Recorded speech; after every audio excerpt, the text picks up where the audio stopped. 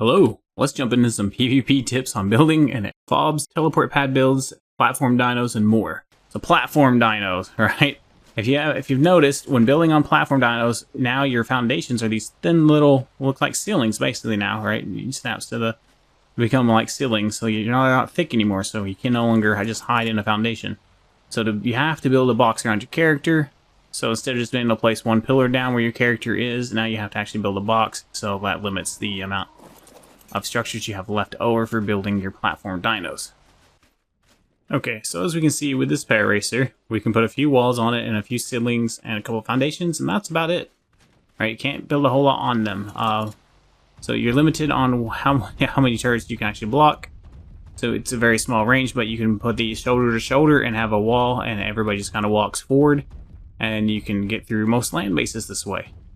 Now we'll look at a platform quetz build. This is just one of many options you can go with. There's lots of ways to build a quetz with a platform on it. That's just one of the ways. You can fly up to bases like this in the ground, mostly. Pretty well protected. But as you can see, no matter the build, it's really hard to protect the bottom of the quetzal. But this is why bases outside of caves are not really great, because you can do these kind of tricks with platform dinos. Alright, so you have a pilot, and then you have one guy in here.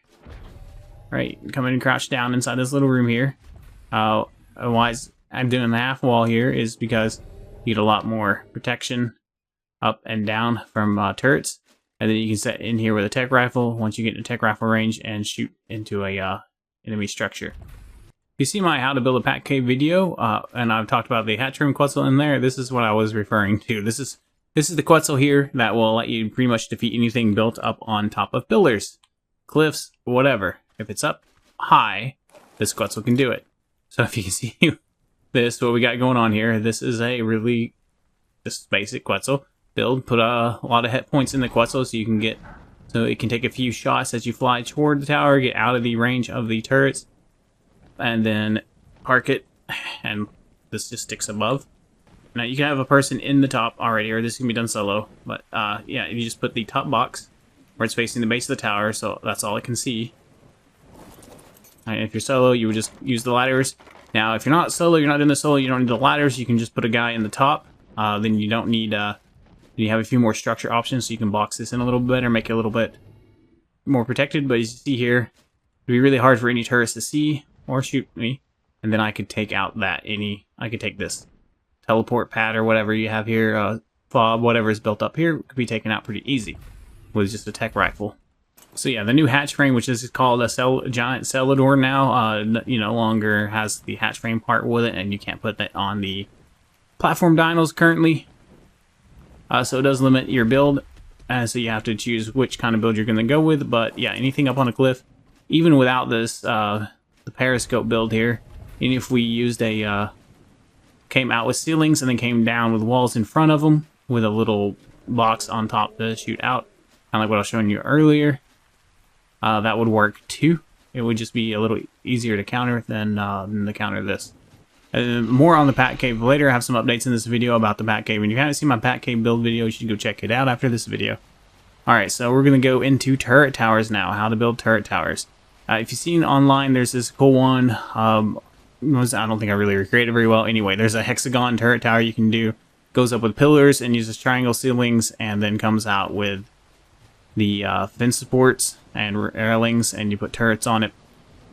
It's an interesting design. It definitely could be okay slowdown, but I don't really like the design just due to how few turrets will fire at the same target at once. You really need concentrated fire. So I'll set up this turret tower here. Of course, you can swap out tech with metal if you can afford tech. It's probably better to go tech. So I probably built this a little wrong. I should have built it 4 wide instead of 2 wide, because as you can see, one pair racer platform can block most of these turrets and probably not get shot too much while you get in range to tech rifle. Alright, but if you notice, there are turrets on the ground. And mostly the turrets it's important to have on the ground. You have 2 at each corner, right? Even if you have a base, this works. This is the same concept for bases on the ground as well. 2 turrets at each corner of your base on the ground. If you can do it, 1 tech, 1 heavy. These are for killing platform quetzals. right? Even Quetzals with a lot of hit points will still die pretty fast as long as they're getting shot by 2 to 4 turrets. They can't just hover there and tech rifle their way in while getting shot. And basically how this works is all these turrets here are lined up and will fire all of the same target, allowing you to get the maximum damage possible and making it harder to get through these turret towers. As you can see, I didn't really use pillars as caging because they're just too wide, too thick. They'll block turret shots way too much. But I did go all the way to the ground with the pillars. I probably should have just done it from the ceiling of the fob because these are blocking some turrets at certain angles. You know, probably not from a big dinosaur, maybe from a player running up. It's not a huge detriment, but it is a small one. So you could rearrange that and build these pillars off of just attached to the top of the fob if needed. And what these pillars do is provide the support for the caging on the roof. I want to say currently this turret tower has 70 turrets on it. If you wanted to bring that up another 30 and bring it to 100, you could easily place turrets around on the pillars. And again, if we had pressed it out to 4 wide instead of 2 wide, it would work better. We would get more turrets on it and it would stop the parries coming in. So keep that in mind. You can go 4 wide with this. Now we ran pillars up the sides and up through the middle. And if we go inside, we'll notice in the bottom area we have it chambered off with doorways. This way, if they break in, they don't have any, they have to keep breaking. Once you're inside, we have ladders going up to the generator, which is about halfway up the tower. And we also have a small teleport pad in here, so you can just teleport in if you need to replace the element. So we'll come up here and give you a look at the top of the thing. You'll notice that the tech turrets are mostly on the top here. Tech turrets are better up high than down low, as they can shoot players off the back of their stegos with splash damage. Keep in mind, turret towers are not a stop, right? They don't really stop players, they just slow them down. One turret tower may buy you 30 minutes, it may buy you an hour, it may buy you a whole day. It just depends on the type of player and how many people are attacking you and how well you are defending. Now you may have noticed caging going around on the outside and then it doesn't go all the way up, and what is this about? You only really need to go 2 tall, with the 2 to 3 tall with the new sizes. Used to you'd go probably 4 to 6 tall. At about 2 to 3 tall, I don't think any dinosaurs can step over this. If you're worried about flyers, you can go all the way up and then connect it to the top. But mostly the caging is just to prevent people from charging forward with titans and other soakers and getting right up on your turrets. So they just need to be tall enough not to be able to step over. So these are double door frames, and we do one every other fence foundation. And again, you can do this in metal. Tech just looks nicer in video, and tech is more resistant to explosives, so it forces them to use element if they want to save explosives. The outside ring is nice, but isn't necessary. The thing with the outside ring is it's in tech rifle range, so it can easily be tech rifled or tech saddled down. And keep in mind when watching my videos, if I mention tech rifling, I basically mean anything tech. Eventually there's going to be tech grenades, lots of different tech saddles, all that stuff like that. My brain just immediately goes tech rifle because I use tech rifles like crazy in PvP from the back of stegos to get into bases. So keep in mind with placing caging, if you go out more than 2 foundation spaces away from the turrets, that the caging is now in tech weapon range without the turrets being able to shoot whatever's wielding the tech weapon. But caging is a cheap slowdown. If they want to waste their element on caging, let them. Go build out farther. You build several of these. You can layer them out, layer them out, layer them out to the edge of turret range if you want. It just depends on how many resources you have and how much you want to make them waste before they get to your turrets. Alright, now let's go over the teleport pad. By having a teleport pad on the surface, you're able to get out and farm. You're able to counterattack, right? You come up from behind the enemy who's trying to push into your cave base, or even onto a surface base. You have a surface base. You have a teleporter somewhere else in the world.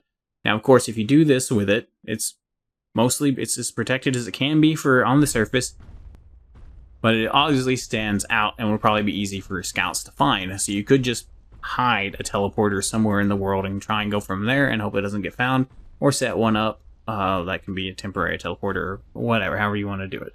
But if you want a permanent teleport pad with a lot of protection that you can fight from and use as a fob if somebody attacks your server, this is how you would build it. And yes, if you can't afford it, tech would be the perfect way to build this, because even if they wanted to tech rifle it, tech saddle it, whatever, any tech weapon, because it takes more damage from tech weapons than it does from explosives. That's fine. That's wasting their element. They're on your server. They can't bring element with them. They only have what they've looted and what they're able to get from boss fights. As you can see on the top, we have caging that will stop stego drops, turtle drops, things like that. Or at least slow it down. Not necessarily. Nothing stops anything in this game, right? It's a slow down, right? Stegos landing on this, trying to use rocket launchers to blow up your tech double walls. It's going to take them a while. They're going to kill themselves before they break the deck double walls. They'll have to do it a few times and lose some stegos. And if you're online and on the ball, you can come up with your Reno Ganathus and just pick their stegos away. And to keep this video from going on too long, we're not going to go over the build. But if you want to see how to build this caging, let me know in the comments below. If I get enough interest, I'll definitely put out a video on how to do this. Now, if you notice, I will put a cryo fridge at each pillar area, and that allows us to uncryo dinos everywhere. And you notice the caging is only 2 foundations away from the turrets, so that it's not in tech weapon range. The generator is placed directly on the ground. We just remove 1 foundation, put the generator down there, and then cover it with a door. If you want to make it harder for them to know exactly where it is, just put a ceiling over it instead of a door. And then, of course, you can drop a tech shield down, and this tech shield can be increased or decreased.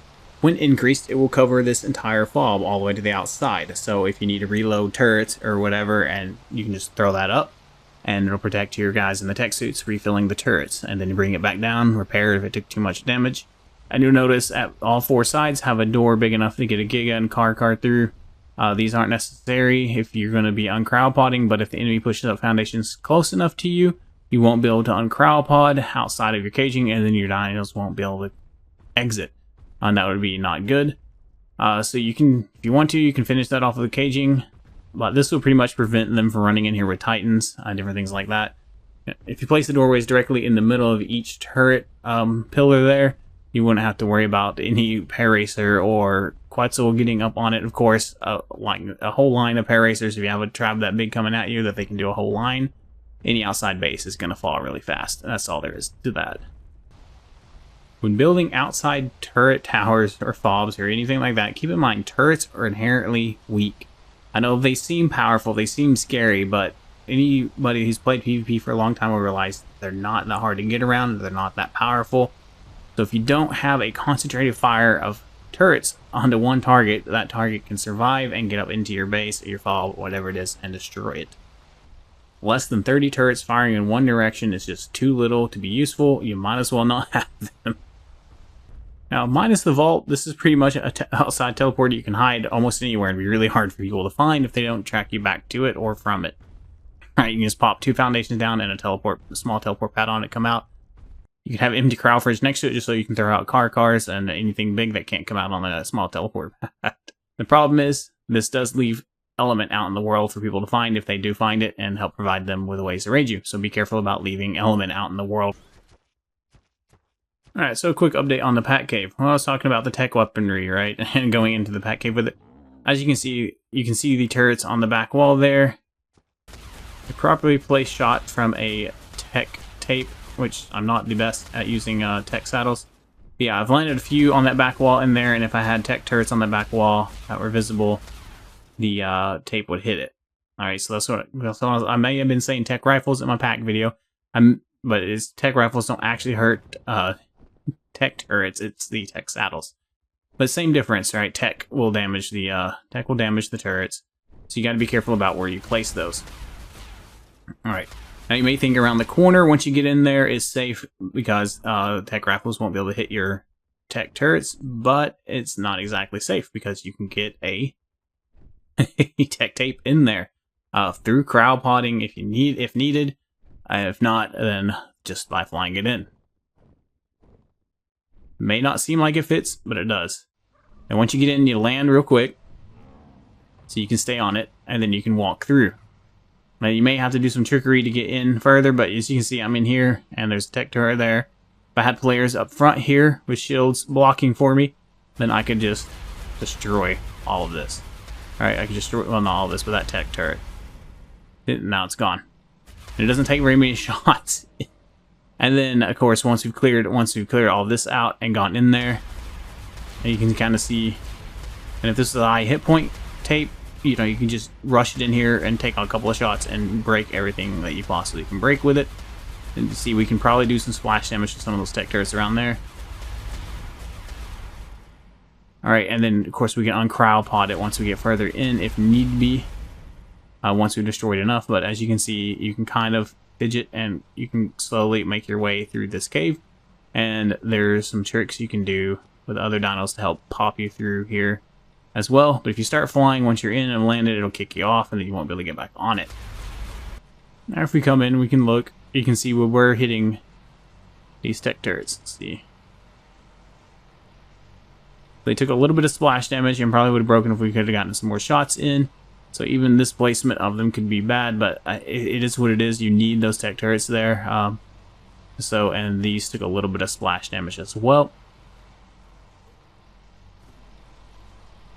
But the chances of them using a tape like that without a lot of players in front of them with riot shields blocking the turrets is less likely.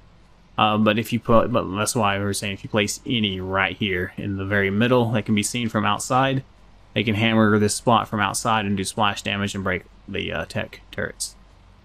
And there's the thing with tech tapes where they can kind of peek around the edges without getting shot and still be able to fire. So you can get a tape right here once you destroy these in this room, and you can start peeking its head around and shooting that, or even blocking with a stego or trike or whatever you can get in here if you're able to somehow get cryopods opened up in here. This wall should be thin enough.